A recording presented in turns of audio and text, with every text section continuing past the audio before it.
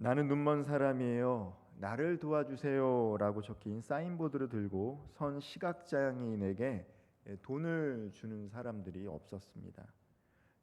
내가 눈이 멀었으니 나를 도와달라는 이 사인보드를 가지고 구걸 행위를 했던 것이죠. 근데 지나가던 누군가가 그 사인보드를 수정해 주었습니다. 그러자 갑자기 사람들이 발걸음을 멈추고 그에게 적선을 시작했습니다. 그 문구는 이렇습니다. 너무 멋진 날입니다. 그런데 난 그것을 볼 수가 없네요. 조금만 다르게 표현했는데 극적인 변화가 일어난 사례입니다. 이것이 이 언어의 힘이기도 합니다. 아다르고 어다르다는 말이 있죠. 그리고 말 한마디에 천냥빛을 갚는다라고 합니다. 그래서 우리가 일상의 삶을 살아가면서 말이라는 것 참 중요하다라는 것은 알고 있지만 그 말을 참 바꾸기가 어렵다는 것 또한 익히 알고 있습니다. 이 스펙이나 이력서가 다른 사람에게 뒤지더라도 면접에 면접관들의 마음을 사로잡아서 취업하는 경우들이 있습니다. 그리고 말 한마디로 비즈니스 파트너의 마음을 사로잡아서 계약을 성사시키기도 합니다. 때에 따라서는 이 결정적인 말 한마디가 결혼으로 이어지는 경우도 있습니다. 그래서 시기적절한 말을 하는 것은 참으로 중요합니다. 그만큼 우리의 삶에서 말이 차지하는 비중이 크다는 것입니다. 인간을 라틴어로 이마고 데이라고 합니다. 하나님의 형상이다라고 합니다. 하나님께서 말로서 천지를 창조하셨다면 하나님의 형상인 인간 또한 그 언어에는 창조와 파괴의 능력이 있습니다. 우리가 어떤 말을 하느냐에 따라서 새로운 것을 창조하고 생명을 살리기도 하지만 때에 따라서는 무너뜨리기도 하고 생명을 해할 수 있는 능력이 우리가 사용하는 이 언어에 있다라는 것이죠. 그래서 하나님께서는 아브라함을 축복하실 때 너가 축복하는 자를 내가 축복하겠고 또한 너가 저주하는 자를 내가 저주하리라라는 이 축복의 권한을 주셨습니다. 축복하는 사람들을 축복하고 저주하는 사람을 저주하는 이 권한을 아브라함에게 주신 것이죠. 우리 교단은 장로교이고 장로교중 통합입니다. 교단 헌법이 있는데요. 우리 교단 헌법 제25조의 목사의 직무에는 목사는 하나님의 말씀으로 교훈하며 성례를 거행하고 교인을 축복하며 장로와 협력하여 교인을 치리한다라고 합니다. 목사의 직무를 정의하고 있는데 그 중에 이 축도권이 있다라는 것이죠. 목사라는 사람의 능력에서 오는 것이 아니라 그 직분을 통해서 하나님께서 복을 주신다라는 것입니다. 그런데 이 축복권은 비단 이 목사들에게만 있는 것이 아니라 바로 이 하나님의 자녀들인 모든 성도들에게도 있는 것입니다. 그래서 부모님들이 자녀들을 위해서 기도하죠. 그리고 우리가 권면의 말씀과 축복의 말씀을 하는 것은 믿는 우리들에게는 누군가를 축복할 수 있는 능력을 하나님께서 주신 것입니다. 그래서 성도들은 서로가 서로를 축복해야 합니다. 우리가 하는 말에 바로 생명을 살릴 수 있는 창조적인 힘이 있기 때문입니다. 혹시나 내 인생이 바뀌었으면 좋겠다라고 하시는 분들이 있다라면 먼저 언어의 습관을 바꾸는 것부터 시작하면 좋을 것 같습니다. 오늘 함께 읽은 본문에는요, 인생을 바꾼 기도를 한 남자가 등장합니다. 그런데 그가 바로 야베스라는 것이죠. 오늘 9절 말씀을 다시 한번 읽어보도록 하겠습니다. 야베스는 그의 형제보다 귀중한 자라. 그의 어머니가 이름하여 이르되 야베스라 하였으니 이는 내가 수고로이 낳았다 함이었더라. 야베스라는 사람이 있습니다. 이 역대상을 보면 앞에 부분을 저희가 다 읽지는 않았지만 앞에는 족보가 나옵니다. 참 말씀을 읽다가 은혜가 되기가 참 어려운 부분이 역대상 앞에 있는 족보인데요. 이 족보를 쭉 읽다 보면 눈에 띄는 대목이 이 야베스에 관련된 것이죠. 다른 족보는 그냥 누구의 아들 이렇게 시작되는데 야베스만 이렇게 설명을 해주고 있습니다. 그래서 이 말씀을 통해서 우리가 이 야베스라는 사람이 그때 당시에 매우 존귀한 사람이고 이스라엘 역사상에 어떠한 의미가 있는 사람이다라는 것들을 해석해서 알 수 있는 것이죠. 근데 이 야베스라는 이름은요, 고통, 수고, 고통을 일으킨다라는 그 부정적인 의미를 함의하고 있습니다. 아마도 출생 과정에서 이 산모가 이 고통스럽게 낳았기 때문일 것 같습니다. 그가 이 자라온 환경과 시대적 배경이 그리 좋지 않은 상태에서 아마도 그녀의 어머니가 야베스를 낳았던 것 같아요. 그런데 그러한 그가 이 기중한 자다라는 평가를 받게 됩니다. 고통 중에 태어난, 어려운 중에 태어났던 사람인데 후에는 그가 매우 귀중한 자가 되었습니다. 여기서 이 귀중한 자라는 말의 히브리어는요, 어려움과 투쟁하다라는 의미를 가지고 있습니다. 이 사람이 왜 귀중한 자가 되었는가? 그가 어떤 업적을 이룬 것도 있겠지만 분명히 그 삶의 난간 속에서 투쟁을 통해서 그것을 극복했기 때문에 당대의 사람들을 그를 매우 존귀한 자다, 귀중한 자다라고 이야기한 것이죠. 그가 좋은 평판을 얻었던 것은 아마도 난간을 극복한 그의 삶 때문입니다. 성경에서 보여지는 것은 그가 매우 수고로이 고통 중에 났지만 그 모든 난간을 뚫고 살아왔기 때문에 사람들이 그를 매우 귀중하다고 한 것이죠. 그리고 그 존재만, 그 사람만이 그 난간을 뚫는 삶을 사는 것이 아니라 본인이 그렇게 살았기 때문에 다른 사람들을 축복해주고 권면해주면서 당시 이스라엘 사람들이 그 어려움 속에서 일어날 수 있도록 돕는 그 역할을 했기 때문에 이스라엘의 이 재건 포로 시기 이후에 그때 그가 그런 역할을 했기 때문에 사람들은 그를 매우 귀중한 자다라고 고백하고 있는 것입니다. 오늘 10절 말씀 제가 다시 한번 읽어보도록 하겠습니다. 야베스가 이스라엘 하나님께 아뢰어 이르되 주께서 내게 복을 주시려거든 나의 지역을 넓히시고 주의 손으로 나를 도우사 나로 환난을 벗어나 내게 근심이 없게 하옵소서 하였더니 하나님이 그가 구하는 것을 허락하셨더라. 그가 이 수고로이 고통 중에 나은 사람이었음에도 불구하고 이 고난을 극복할 수 있었던 비결이 오늘 10절에 기록이 되었습니다. 바로 기도였죠. 기도했다라는 것입니다. 성경에서는 그가 어떤 업적을 남겼는지, 얼마나 인격적인 사람이었는지 대해서는 말하고 있지 않습니다. 다만 그는 기도하는 사람이었다라는 것이죠. 그 기도를 들으신 하나님은 은혜로 그의 삶을, 지경을, 지역을 넓혀 주셨습니다. 이제 그의 기도 내용을 다시 한번 보도록 하겠습니다. 야베스가 이스라엘 하나님께 아뢰어 이르되, 매우 짧은 기도죠. 그 10절 자체가요. 이 아뢰어라고 하는 히브리어 원어는요, 카라입니다. 그냥 아뢰어라고 하니까 그냥 조용하게 기도한 것 같지만 이 카라는요, 절박한 부르짖음의 의미를 담고 있습니다. 그러니까 야베스가 매우 고통 중에 어려운 중에 하나님께 절박하게 불렀다는 것이죠. 침묵 속에서 경건하게 기도했던 게 아니라 아마도 홀로 있을 때 하나님을 목청껏 불렀던 것 같습니다. 절박하게 부르짖었습니다. 간절하게. 야베스가 살았던 시대를 이제 학자들은, 성경을 연구하던 학자들은 이 포로기 시대였다라고 합니다. 아마도 이 핍박을 받고 경제적으로 정치적으로 압제 속에 살아갔기 때문에 살아가는 게 쉽지 않은 시대였을 것입니다. 그리고 그 가정 자체가 매우 어려웠기 때문에 어머니가 수고로이 고통 중에 해산했다라고 이야기를 하고 있습니다. 매우 어려운 상황이었다라는 것이죠. 어려운 상황입니다. 어려운 상황에서 기도할 때 우리는 기도의 자리로 나오는 것도 참 대단하지만 기도하더라도 대부분이 이제 원망과 불평의 기도를 할 수 있다는 것이죠.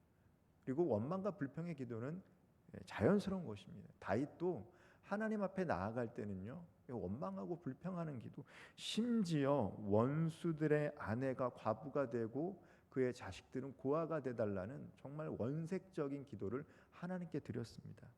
그래도 우리 하나님이 그 기도를 다 받아주셨죠. 근데 야베스는요, 그 절박하고 어려운 상황 속에서도 조금 다른 기도를 했다라는 것이죠.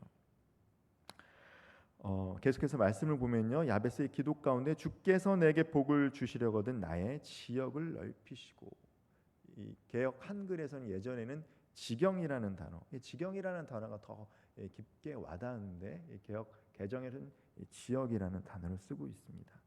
자신의 삶의 바운더리를 넓혀 달라는 것이죠. 이게 뭐 단순히 좀 땅을 더 많이 가져서 부유한 삶을 살겠다라고 해석하시는 분들도 있었겠지만 성경을 연구하는 학자들의 대부분은 아마도 그 어려운 시기 속에서 그 어려움을 이겨내게 하시고, 그 어려움을 이겨낸 야베스가 다른 사람들에게도 좋은 선한 영향력을 나타내는 삶을 살고자 하는, 즉 예수님께서 말씀하시는 하나님의 나라와 하나님의 의를 위한 기도였다라고 해석하는 것이 대부분의 학자들의 해석입니다.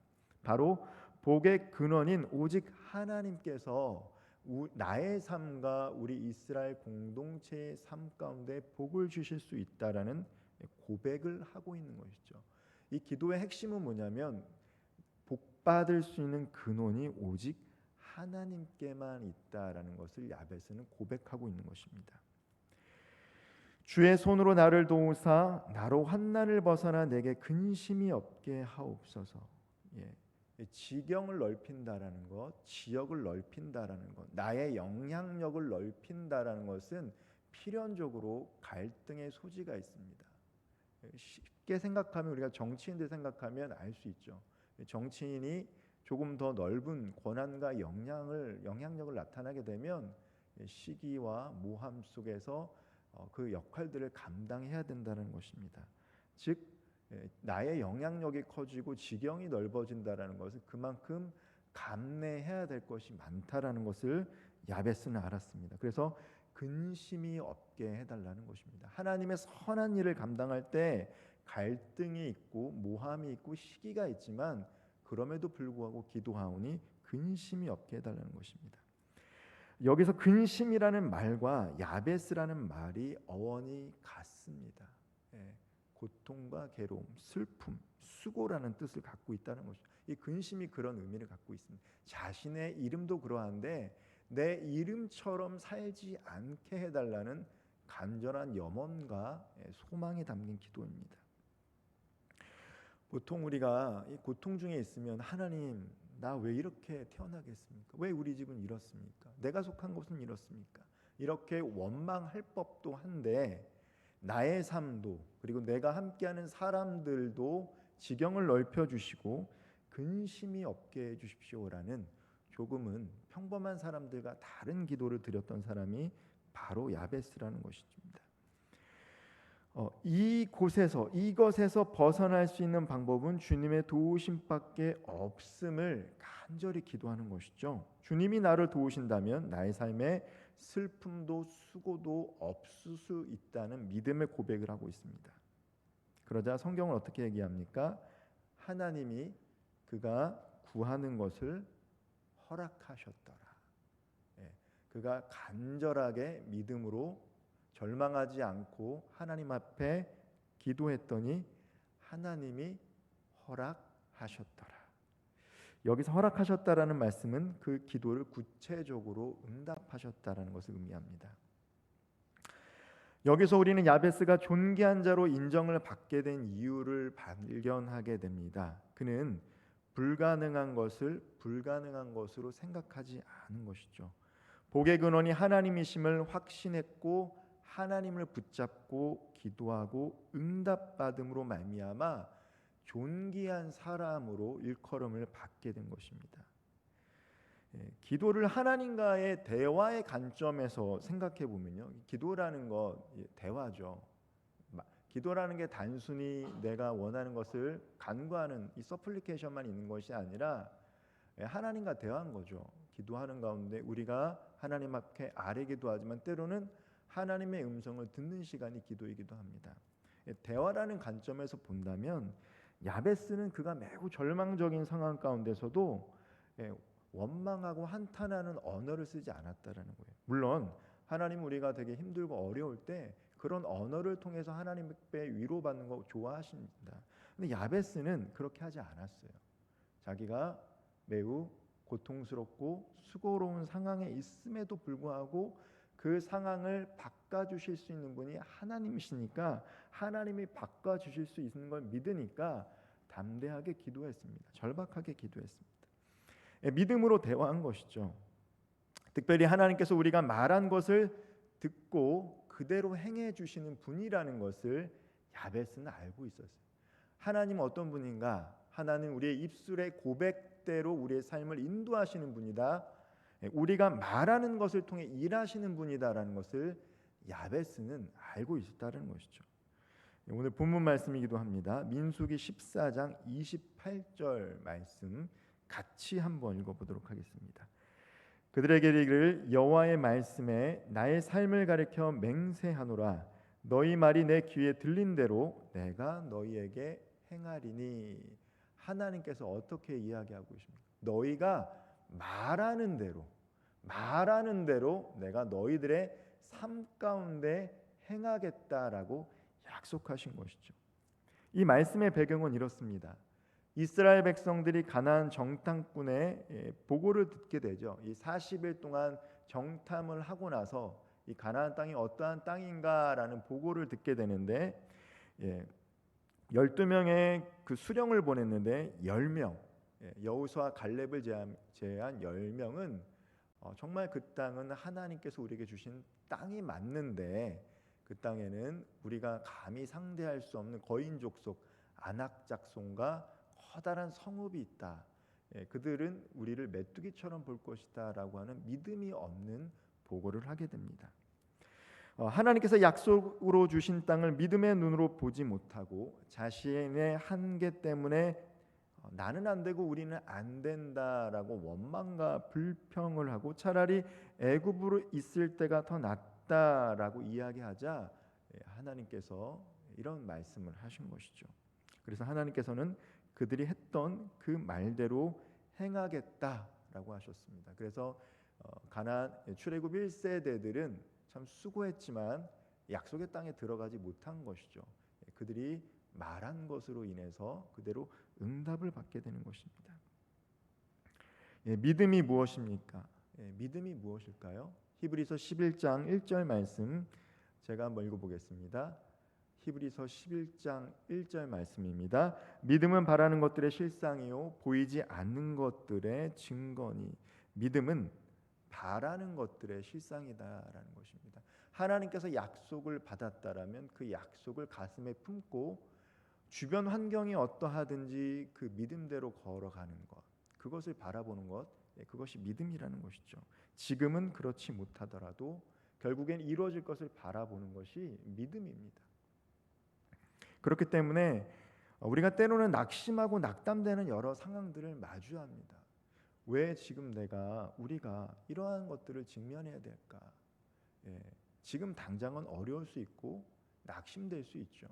그러나 약속의 말씀을 받았다라면 지금은 그러하지만 하나님의 때에 하나님의 방법으로 열어주시고 해결해 주실 것을 믿는 믿음으로 가는 것, 바라보는 것이 곧 믿음이다라는 것입니다.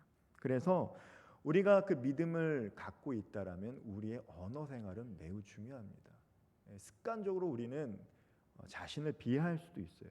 나를 비할 때도 있고 때로는 나를 비하지 않고 환경을 탓하기도 합니다. 원망하기도 하고요. 불평하기도 해요. 다른 희생양을 찾기도 합니다. 내가 잘못한 게 아니라 이런 환경 때문에 혹은 저 사람 때문에라는 습관적으로 탓을 하는 경우도 있어요. 근데 그것은 믿음의 사람들의 언어가 아니라는 거예요. 성경은 누누이 그것을 말씀해 주고 있습니다. 시편 141편 3절 말씀 제가 한번 읽어보도록 하겠습니다. 여호와여 내 입에 파수꾼을 세우시고 내 입술의 문을 지키소서. 파수꾼을 세우는 게 참 중요합니다. 우리가 머리로는 긍정의 언어, 축복의 언어를 사용해야지. 말씀을 읽고 말씀을 들으면 맞아. 우리가 하나님께서 말씀하신 대로 사람을 살리는 일, 생명을 살리는 축복의 언어, 창조적인 언어, 긍정의 언어, 사랑의 언어, 감사의 언어를 써야지 라고 하지만 실상은 머리로는 알지만 머리에서 입으로 나오는 것이 참 어렵다는 것이죠. 그래서 다윗은요, 시편 기자는 파수꾼을 세우라고 이야기합니다. 말의 파수꾼을 세우라고 얘기합니다. 야고보는요, 이 혀를 제어하는 자는 모든 것을 다 제어할 수 있다라고 얘기합니다. 그만큼 복된 언어를 사용하는 생활이 참 어렵다는 것이죠. 잠언 18장 21절에서는요, 죽고 사는 것이 혀의 권세에 달렸다라고 해요. 작지만 우리가 이 말을 어떻게 하느냐에 따라서 우리의 삶이 달라질 수 있다는 것이죠. 막힌 상황 속에서도 기회를 잡아서 그 삶의 길을 열어갈 수 있는 게 바로 우리의 언어라는 것입니다. 이 언어에는요, 힘이 있다는 것이죠. 말씀을 좀 마무리하겠습니다. 사랑하는 성도님들, 우리 자신을 위해서 그리고 미래를 향해서 늘 축복의 말씀, 긍정의 언어를 사용하기를 소망합니다. 특별히 성도들을 향해서 축복의 말씀을 꼭 사용할 수 있기를 바랍니다. 지금 그렇지 않더라도 그러한 삶을 살 것이라는 믿음을 담아서 선포해 주기를 바랍니다. 마치 예수님께서 베드로를 향해서 개바라라는 이름을 주셨던 거죠. 아직 믿음이 없지만 그를 향해서 너의 믿음의 반석 위에 교회를 세울 것이다라는 별칭을 주셨던 것처럼 축복의 언어를 사용하시길 바랍니다. 그리고 야베스처럼 어떠한 환난 중에 있다 하더라도 하나님께서 가능케 해 주실 것을 믿음으로 기도하시길 바랍니다. 언어가 바뀌면 기도도 바뀌게 되어 있어요. 기도가 바뀌어도 언어가 바뀌겠지만 우리의 언어가 바뀌면요, 우리의 기도도 바뀌게 됩니다. 그러면 어떻게 됩니까? 때가 되었을 때 하나님께서 반드시 응답해 주세요. 이게 믿음이라는 것이죠. 지금 그렇지 못하더라도 내가 축복의 언어, 긍정의 언어로 살아가고 기도할 때, 때가 되었을 때 하나님께서 반드시 응답해 주신다. 이것이 바로 믿음입니다. 우리는 연약하지만 우리 하나님은 인간이 할 수 없는 일을 하시는 분이시기 때문이에요. 길이 없는 곳에서 길을 만드시는 분이 바로 우리 하나님이십니다. 나의 인생이 바뀌기를 원하십니까? 우리 가족의 삶이 바뀌기를 원하십니까? 그렇다면 지금 우리의 언어를 바꿔보시기 바랍니다. 그리고 우리의 기도를 바꿔보시기 바랍니다. 안 된다라고 말하면 정말 안 됩니다. 그러나 내게 능력 주시는 자 안에서 내가 모든 것을 할 수 있다라는 이 감사의 고백을 드리며 주님께 모든 것을 맡기게 되면 우리의 믿음의 고백을 통해서 하나님께서 반드시 일하실 줄 믿습니다. 하나님께서 우리의 인생을 바꿔주시고 우리를 통해서 주위 사람들을 축복의 길로 인도하는 축복의 통로로 사용하게 되실 줄 믿습니다. 오늘도 그리고 앞으로도 축복의 언어, 긍정의 언어를 통해서 우리의 삶의 길이 시온의 대로처럼 열려지고 다른 이들을 축복의 삶으로 인도할 수 있는 모든 귀한 성도님들 되기를 주님의 이름으로 축원드립니다. 기도하겠습니다.